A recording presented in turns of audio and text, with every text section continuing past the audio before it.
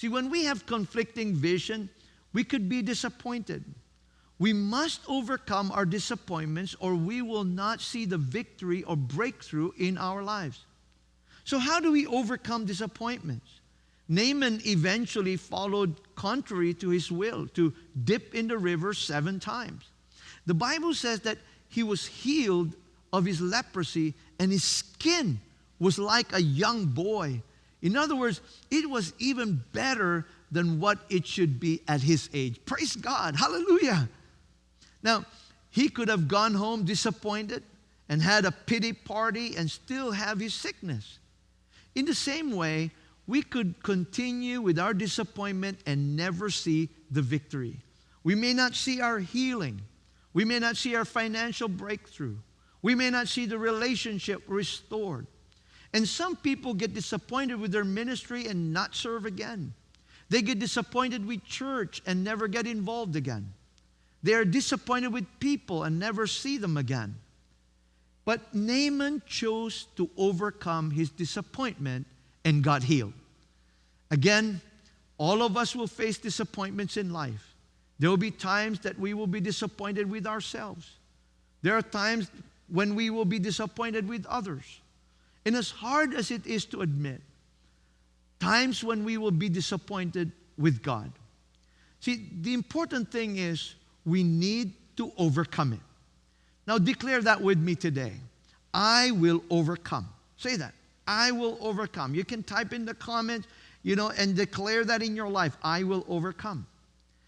Don't allow your disappointments to take away your blessing.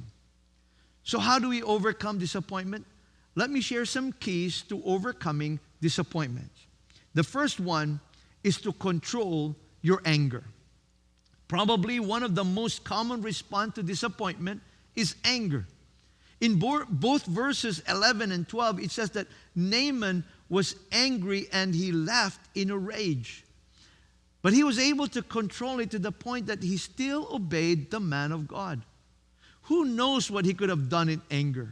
Imagine for a moment, he traveled for miles bringing gifts to see the man of God and be healed. But instead, he sees a messenger to tell him to go to the dirty river and dirtier than where he came from. Now, what would you have done? I know that I would have been angry. Friends, but anger will not solve your disappointment. It will hinder your victory and your blessing. Here's what the Bible tells us in Ephesians 4:26-27. In your anger, do not sin. Do not let the sun go down while you're still angry. And do not give the devil a foothold. Sometimes we do get angry when we are disappointed.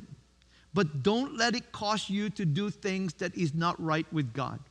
Don't give the devil room to control your life. Uncontrolled anger can cause you to miss the plan of God for your life. I've seen people who have been disappointed, and because of their anger, they walked out of jobs, relationships, and other things. They have walked out of the plan of God. When we get angry, we need to calm down and allow others to align us back to the will of God for our lives. I don't know if you get angry, but if you're that person, declare that with me. I will control my anger. I'll control my anger.